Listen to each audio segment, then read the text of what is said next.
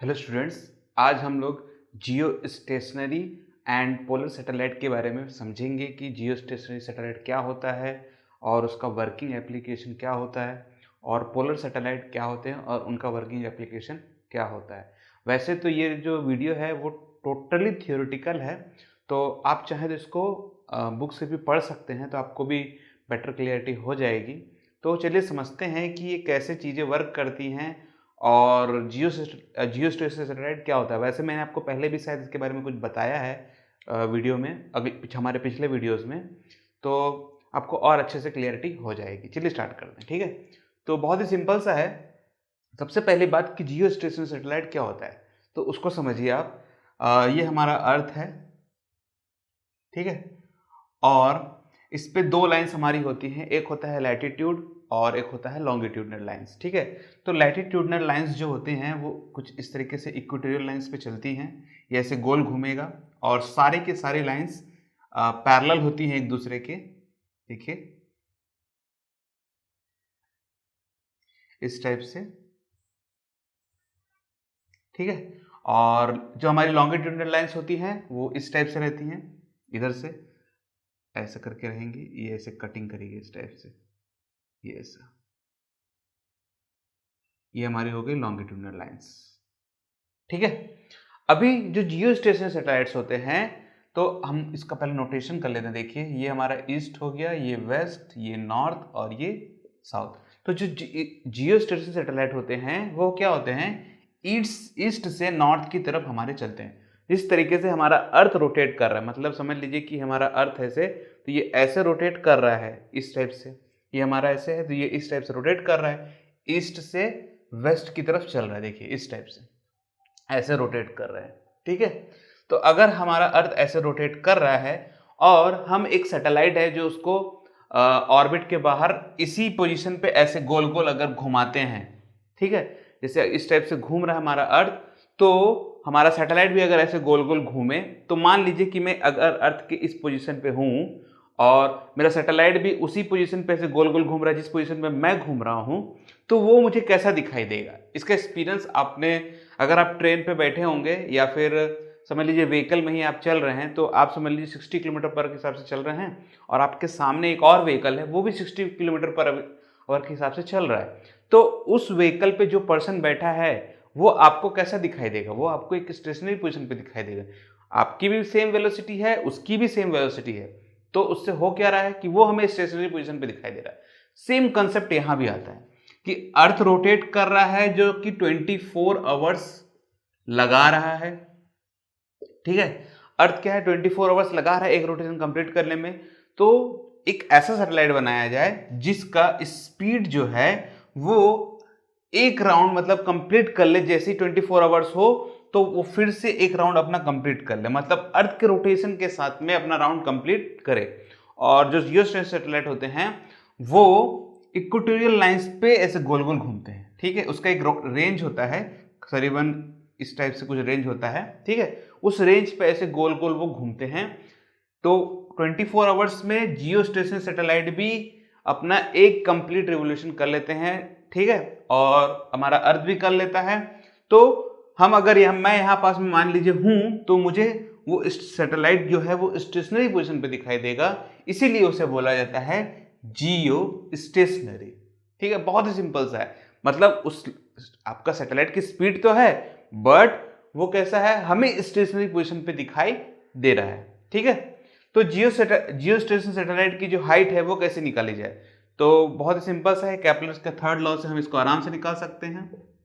Kepler's third law क्या है, T square is equal to K R cube. तो ये आर की वैल्यू हमको निकालनी है बहुत ही सिंपल तरीके से। तो टी स्क्वायर जो है हमारा, के की वैल्यू क्या है, 4 pi R square upon G M, ई ले लीजिएगा, ई मतलब कि मास ऑफ द अर्थ, ठीक है। और ये हो गया आर, तो आर की वैल्यू क्या लेंगे, आर जो हमारा रेडियस ऑफ द अर्थ है, उसके बाद कुछ हाइट भी चाहिए, तो आर ई प्लस एच का क्यूब। तो इसको इधर ले आइए, तो ये बनेगा टी स्क्वायर, इसको इधर ले आएंगे तो G M E upon 4 pi R square is equal to R E plus H cube. तो आर ई प्लस एच जो है वो कितना आएगा, T square G M E upon 4πr² cube root. तो this is our final answer. अगर आप इसमें वैल्यूज को पुट करेंगे तो आपका नियर अबाउट 35,800 किलोमीटर के आसपास में आएगा, जो कि काफी ज्यादा हाइट होती है। ठीक है, तो उसको उस हाइट पे लेके जाना पड़ता है, तब जाके वो आपका गोल गोल स्टेप से घूमेगा, जियोस्टेशनरी सैटेलाइट के जैसे वर्क करेगा, उससे कम हाइट पे नहीं चलेगा। ठीक है, अगर आप उसको कम हाइट पे लेके आएंगे तो इसकी काफी ज्यादा स्पीड लगती है। अब ये हाइट काफी ज्यादा होता है, तो इसको ऊपर भेजने के लिए हमारे पास में काफी ज्यादा हैवी व्हीकल, क्या बोलते हैं आपका, रॉकेट चाहिए। ठीक है, तो हमारे इंडिया में टोटल 2 रॉकेट हैं। कौन कौन से हैं? सबसे पहला है PSLV और दूसरा है GSLV। तो PSLV और GSLV क्या होते हैं? तो PSLV का मतलब होता है पोलर सैटेलाइट लॉन्च व्हीकल। ठीक है, और GSLV का मतलब क्या होता है?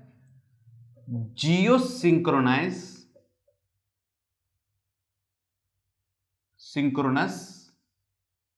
Satellite launch vehicle.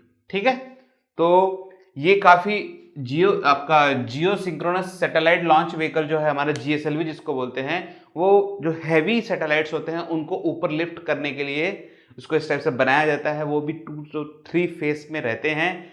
PSLV rockets जो होते हैं वो पोलर सैटेलाइट के काम आते हैं।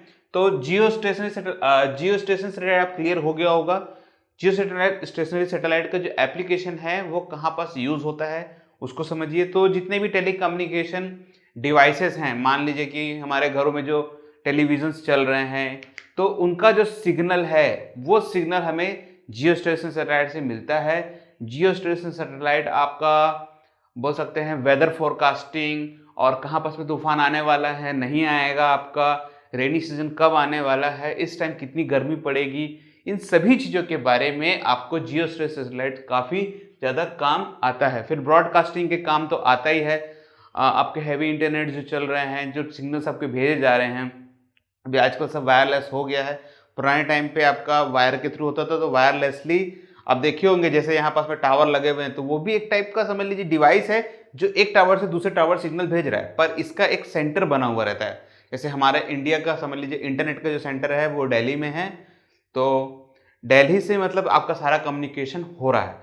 पूरे वर्ल्ड का जो सेंटर है वो US है, तो US से आपका इंटरनेट पूरा कवर किया जाता है। एशिया का जो मेन सेंटर है वो आपका चाइना में है। ठीक है, तो जो भी सिग्नल हमको मिलेगा वो आपका चाइना से होते हुए ही आएगा। अब फ्यूचर में पता नहीं, शायद इंडिया में बन जाए, तो फिलहाल में तो चाइना से होते हुए आ रहा है, तो कुछ कह नहीं सकते कि जो सिक्योरिटी है वो किस टाइप से आपको मिलेगी, पर कोई बात नहीं। तो जियो स्टेशन सैटेलाइट क्या कम्युनिकेशन फील्ड में इसका काफ़ी ज़्यादा यूज़ है। ठीक है, तो उसके बाद समझिए कि अब हमको समझना है पोलर सैटेलाइट क्या होता है। ठीक है, तो पोलर सैटेलाइट मतलब कि पोल्स। तो देखिए, ये हमारा नॉर्थ पोल है, ये हमारा साउथ पोल है। ठीक है, तो जो पोलर सैटेलाइट्स होते हैं वो कैसे घूमेंगे? आपके इस तरीके से घूमते हैं, नॉर्थ से साउथ, इस टाइप से घूमते हैं। ठीक है, और जो हमारे पोलर सैटेलाइट होते हैं उनकी जो डिस्टेंस होती है वो अराउंड 500 to 800 किलोमीटर खाली रहती है। मतलब अर्थ के सरफेस से 500 to 800 किलोमीटर जस्ट ऊपर में रहता है, और इसका काफ़ी ज़्यादा यूज़ आपका सिक्योरिटी पर्पस के लिए किया जाता है, रिमोट सेंसिंग डिवाइस के लिए किया जाता है, उसके बाद आपके जो ड्रोन्स चल रहे हैं उनके लिए किया जाता है। आपने देखा होगा काफ़ी सारे मूवीज़ में कि ऊपर से पता कर लेते हैं कि कितने पर्सन्स कहाँ कहाँ पास में मौजूद हैं due to the heat sensing devices. आप देखे होंगे हीट सेंसिंग डिवाइसेस के बारे में, पता नहीं आपको मालूम है कि नहीं, वो आपका बता देता है कि समझ लीजिए आप अंधेरे में भी हैं तो जो सेंसर्स हैं वो सेंसर्स ये बता देते हैं कि एक बॉडी टेम्परेचर से पता चल जाता है कि यहाँ पास में कोई पर्सन है कि नहीं है।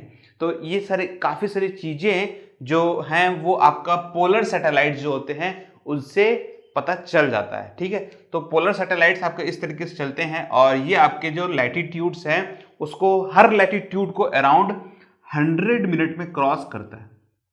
100 मिनट में क्रॉस कर देता है, और ये काफ़ी नियर से चलते हैं, तो जिससे हम लोग अर्थ के किसी भी जगह में कुछ पता करना है जहां हम नहीं जा सकते हैं, तो उसको भी आइडेंटिफाई किया जा सकता है, उसके पिक्चर्स को लिया जा सकता है, उसको जूम करके देख सकते हैं। काफ़ी कुछ है। आपने जनरली इसको इमेजिन करना बड़ा मुश्किल होता है, तो आप इसको मूवीज़ के थ्रू समझ सकते हैं। वैसे रियलिटी काफ़ी ज़्यादा नहीं होती है मूवीज़ में, बट आप उसको उस तरीके से समझ सकते हैं कि ठीक है, इस टाइप का इमेजिन तो आप कर ही सकते हैं कि हाँ इस टाइप की चीज़ें होती हैं।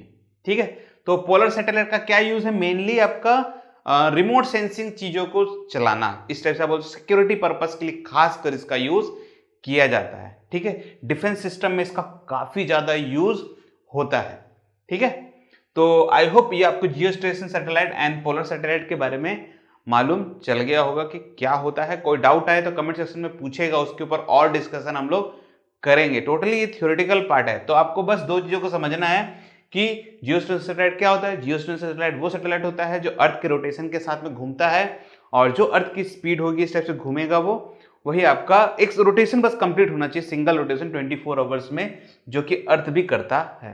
पोलर सैटेलाइट क्या होते हैं? वो पोल्स के चारों तरफ घूमते हैं, और अर्थ का जो हमारा अर्थ है उसके जो भी चीज़ें हैं, जो सरफेस है, उनके बारे में जानकारी बताता है। और आपका रिमोट सेंसिंग तो मैंने बता ही दिया कि उस पर भी इसका यूज़ अच्छा खासा होता है। ठीक है, और इंटरनेट पे भी आप अगर सर्च करेंगे तो आपको और भी ज़्यादा इंफॉर्मेशन मिलेगा। As per the 11th class आपको बहुत ज़्यादा डिटेल में एनसीईआरटी पे नहीं दिया गया है। ठीक है, पर कोई प्रॉब्लम नहीं है। कोई भी डाउट आए तो, कोई एप्लीकेशन आपको ऐसा लग रहा है कि हाँ यहाँ भी यूज़ होता है, यहाँ भी यूज़ होता है, तो कमेंट सेक्शन में आप जरूर बताइएगा, जिससे लोगों को भी पता चले। ठीक है, ठीक है। तो इसके बाद एक लास्ट टॉपिक आता है हमारा, जो कि है वेटलेसनेस। मतलब कि आपका कोई ऑब्जेक्ट जो कि फील करता है कि उसका कुछ वेट नहीं है। इसको आप सिंपल भाषा में समझ सकते हैं। वैसे तो इसको हम लोग 9th में भी समझे हैं, इसको हम लोग फ्री फॉल बोलते हैं। वही है आपका वेटलेसनेस, समझ रहे हैं? इसका मतलब ये है कि समझ लीजिए मैं यहाँ पास में अगर खड़ा हूँ, ठीक है, तो आप इसको इस तरह से समझिए। मान लीजिए कि दिस इज अवर डायरी, ठीक है, और ये मेरा मार्कर है जिसको मैंने यहाँ रख दिया है। ठीक है, तो ये मार्कर जो है आपका, ये मार्कर इसमें से चिपका क्यों है? क्योंकि अर्थ इसको खींच रहा है। अब अर्थ जब खींच रहा है तो इसको तो खींच रहा है, साथ में इसको भी खींच रहा है। ठीक है, तो ये इसको देखिए, मैं यहाँ पर एक सरफेस लगा दिया हूँ और इसको खींच रहा है, तो ये इस सरफेस पे जितना वेट लगा रहा है, तो इसके ऑपोजिट में न्यूटन द थर्ड लॉ के कारण ये भी इस पे ऑपोजिट में रिएक्शन फोर्स लगा रहा है। तो अगर ये रिएक्शन फोर्स इसमें लगाएगा तो जितना भी फोर्स इस पे लगाएगा वही फोर्स जो होता है वेट के काम आता है। तो वेट का फॉर्मूला क्या बनता है हमारा? mg। तो ये हमारा मास हो गया इस पर्टिकुलर ऑब्जेक्ट का, किसी भी पर्टिकुलर ऑब्जेक्ट का, और g हो गया हमारी ग्रेविटी। ठीक है, तो अब इसको समझिए ऐसा कि ये आपका इस टाइप से था, और अभी इसके पहले मैंने क्या किया था, यहां पास में डायरी लगा दी थी। ठीक है, अब मैं इसको ऐसे छोड़ दूं, और मान लीजिए कि जब मैं इसको छोड़ रहा हूं तो इसको खींचने वाला ऊपर कोई भी नहीं है। तो अगर इसको ऊपर खींचने वाला नहीं है और न्यूटन का थर्ड लॉ यहां अप्लाई नहीं हो पा रहा है, समझ रहे हैं बात को, इसकी ऐसे छोड़ रहा हूं और ये कंटिन्यूसली ऐसे गिर रहा है, गिर रहा है, गिर रहा है, ऐसे देखिए कंटिन्यूसली ऐसे गिर रहा है। तो इसको जब ऊपर कोई खींचने वाला ही नहीं है तो इस पर कोई फोर्स लगा पाएगा क्या? ये तो खिंचा रहा है, अर्थ खींच रहा है, इस पे जब तक फोर्स नहीं लगेगा तो इस वाले ऑब्जेक्ट को वेट महसूस होगा क्या? नहीं होने वाला है। इसको कोई धक्का देगा तब ना इसको वेट महसूस होगा। जैसे मैं खड़ा हूं तो देखिए मैं खड़े रहूंगा बहुत देर तक, आप भी जैसे खड़े रहते हैं तो बहुत देर तक खड़े रहेंगे एक ही जगह में, तो कुछ देर बाद आपका पैर दुखने लग जाएगा। ऐसा क्यों? क्योंकि अर्थ जो है वो हमारे ऊपर में फोर्स लगा रहा है। तो पैरों के बल में है तो पैर के कारण हमारा पैर पे दुखने लग जाता है, क्योंकि पैर पे फोर्स लग रहा है। अब ऐसा समझिए कि आप ऊपर से छलांग मार दिए हैं, कंटिन्यूसली गिर रहे हैं और आपको कोई फोर्स लग ही नहीं रहा है इसको रोकने के लिए, तो आपको वेट ही महसूस नहीं होगा। जब ऐसी कंडीशन आती है तो उसे हम बोलते हैं वेटलेसनेस। ठीक है, और इसी को बोलते हैं acceleration due to gravity. Acceleration due to gravity, बहुत ही सिंपल सा है। ठीक है, इसके बारे में सबसे पहले आइंस्टीन ने ही बताया था कि एक्सेलरेशन ड्यू टू ग्रेविटी, जो जी है हमारा, जो नॉर्मल एक्सेलरेशन है, और जो ग्रेविटी है उसे एक्सेलरेशन बोला जाता है, एक्सेलरेशन ड्यू टू ग्रेविटी बोला जाता है। और फ्री फॉल कंडीशन मतलब कि अगर कोई चीज आपको नहीं खींच रही है तो वो आपका acceleration due to the gravity के फॉर्म में चला जाता है, जो कि 9.8 मीटर पर सेकंड स्क्वायर के आसपास होता है आपके अर्थ के सरफेस के आसपास, ठीक है।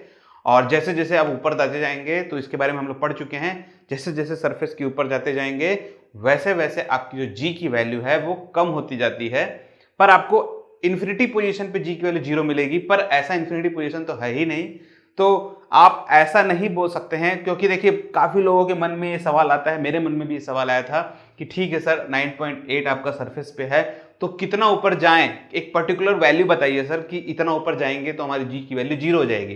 तो ऐसा नहीं है, ठीक है। आपके दूर जाते जाएंगे जाते जाएंगे जाते जाएंगे तो आपका जो जी का वैल्यू है वो कम होता जाता है, ठीक है, इसका याद रखिएगा, कम होता जाएगा पर 0 नहीं होगा। आप इसको इस तरीके से समझ सकते हैं कि मान लीजिए कि हमारा सोलर सिस्टम है और सेंटर पे हमारा सन है और सन के चारों तरफ सारे हमारे प्लैनेट्स घूम रहे हैं। अब मान लीजिए कि प्लूटो है, ठीक है, वैसे तो उसको प्लैनेट में नहीं लिया जाता है, फिर भी मान लीजिए कि काफी ज्यादा दूर है, बिलियंस किलोमीटर दूर है, और फिर भी वो सन के चारों तरफ चक्कर काट रहा है। प्लैनेट में इसलिए नहीं जाता क्योंकि वो काफी छोटा है, ठीक है, पर वो सन के चक्कर काट रहा है। तो बताइए कि अगर वो काट रहा है तो उसको कोई ना कोई फोर्स तो खींच ही रहा होगा। कौन खींच रहा है? सन का जो आपका ग्रेविटेशनल फोर्स है वो उसको खींच रहा है। तो जब उसको वो खींच रहा है, उस पर जी की वैल्यू लग रही है इतना दूर होने के बावजूद भी, तो क्या होता है, लगती है वैल्यू, पर धीरे धीरे धीरे धीरे जो वैल्यू है वो कम होती जाती है, ठीक है। बहुत ही सिंपल सी बात है ये एकदम। तो फोर्स जो लग रहा है, देखिए ये फोर्स की जो value G m m m/r², तो ये स्क्वायर फॉर्म में आपकी जो वैल्यू है वो कम होती जाएगी।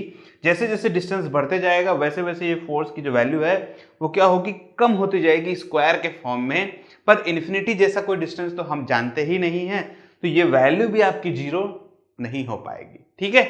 ठीक है, अब सेकंड क्वेश्चन ये दिमाग में आता है कि ठीक है सर ये भी सही है, तो बताइए कि हमारा जो सैटेलाइट है जब हम स्पेस में जाते हैं तो हम अर्थ कैसे हमको क्यों नहीं खींच पाता है, ठीक है। तो इसका सिंपल सा ये आंसर है। और उस टाइम पे जब समझ लीजिए कि सैटेलाइट के अंदर आप रहते हैं, तो जब सैटेलाइट के अंदर रहेंगे तो आपको फ्री फॉल टाइप का महसूस होता है। देखे होंगे आप लोग स्पेसशिप में ऐसे करके लोग उड़ते रहते हैं और उनको ग्रेविटी महसूस नहीं होती है। तो इसका सिंपल सा रीजन ये है कि एक्चुअल में वो acceleration due to the gravity position पे है। तो देखिए अब सैटेलाइट ऐसे गोल गोल आपका घूम रहा है उस स्पीड से, ठीक है। तो अगर आप समझ लीजिए किसी पोजीशन पे हैं और आपको वो खींचे नहीं पा रहा है, ड्यू क्यों ऐसा, क्योंकि वो सेंट्रीपिटल फोर्स के कारण देखिए ऐसे गोल गोल गोल गोल घूम रहे हैं और वो कंटिन्यूअसली गिर भी रहे हैं, उनको ऐसा लग रहा है, पर वो गिरे नहीं है ना, ठीक है। अभी वो गोल गोल घूम रहे हैं, अगर वो गोल गोल घूमना बंद कर दें तो बात की बात है कि वो इधर आ जाए, ठीक है। अब अगर वो इधर नहीं आ पा रहे हैं और वो फ्री फॉल कंडीशन में भी हैं, तो जो उनको कोई खींचने वाला भी नहीं है ना उस टाइम पे, और उसको कोई रोकने वाला भी नहीं है, ठीक है। अभी देखिए ये गिर रहा है, अगर उसको मैं रोकने के लिए मेरे पास कुछ भी नहीं है, तो ये जो मेरे को मार्कर दिख रहा है ये क्या, acceleration to the gravity position पे है। तो अगर कोई सैटेलाइट ऐसे गोल गोल घूम रहा है और अगर तो खींच रहा है फिर भी वो खिंचा नहीं रहा है, ठीक है, क्योंकि एक्सेलरेशन टू द आपका सेंटीमीटर फोर्स के कारण वो गोल गोल घूम रहा है, पर उसको पीछे खींचने वाला कोई नहीं है, ठीक है। अब पीछे खींचने वाला उसको कोई नहीं है, तो वो कंडीशन आपको कैसे मिलेगी, वो कंडीशन आपको एक्सेलरेशन ड्यू टू ग्रेविटी वाली फॉर्म मिलेगी, क्योंकि खींचने वाला कोई नहीं है, तो वो अपने आप को वेटलेस महसूस करेगा। और उसके अंदर में जो पर्सन्स होंगे वो भी कैसा उनको महसूस होगा, वो भी आपको वेटलेस जैसा महसूस उनको भी होगा, और इसीलिए वो ऐसे उड़ते रहते हैं, ठीक है। सिंपल सा रीजन है एकदम। तो ये था आपका वेटलेसनेस, थियोरेटिकल पार्ट था। बहुत ही इजी था समझना इसको भी, ठीक है। कोई मन में डाउट आए तो कमेंट सेक्शन में आप जरूर पूछिएगा, क्योंकि ये ऐसी चीजें हैं कि समझ लीजिए कि जितना आप समझेंगे उतना आपको लगेगा कि और जानूं और जानूं और जानूं चीजों के बारे में। तो ये ऐसा चीज है कि आपकी जिज्ञासा के ऊपर डिपेंड करता है कि हमें कितना जानना है, क्योंकि इसका कोई अंत नहीं है, ठीक है। फिजिसिस्ट बनना मतलब कि आपके पास में इतनी सारी मतलब आपको सीखना पड़ेगा चीजों के बारे में, मतलब इसका कोई अंत ही नहीं है। डिस्कवरी बोलते हैं ना एक टाइप का, चीजों को खाली फाइंड आउट करना कि ठीक है ये ऐसा है ये ऐसा है ये ऐसा है, ठीक है। तो ये आपके ऊपर डिपेंड करता है कि आप कितना जानना चाहते हैं। तो अगर कुछ आपको ऐसा लग रहा है कि सर इसके बारे में बताइए, तो कमेंट सेक्शन में जरूर बताइएगा। अगर पॉसिबल होगा तो उसके ऊपर एक वीडियो भी सेपरेटली बनाएंगे जिससे और ज़्यादा क्लियरिटी हो पाए, ठीक है। तो इस वीडियो को अब यहीं क्लोज करते हैं। आई होप आपको ये वीडियो पसंद आया होगा और इसमें जो इन्फॉर्मेशन दी गई है वो भी आपको समझ में आया होगा, ठीक है। तो ठीक है, इस वीडियो को अब यहीं क्लोज कर देते हैं। तो इस वीडियो को जरूर शेयर कर दीजिएगा और लाइक करना बिल्कुल भी ना भूलिएगा, काफ़ी मेहनत से बनाया है। और अगर अभी तक हमारे चैनल से आपने नहीं जुड़ा है तो सब्सक्राइब करना बिल्कुल भी ना भूलें। Thank you for joining this video. आपका दिन शुभ रहे।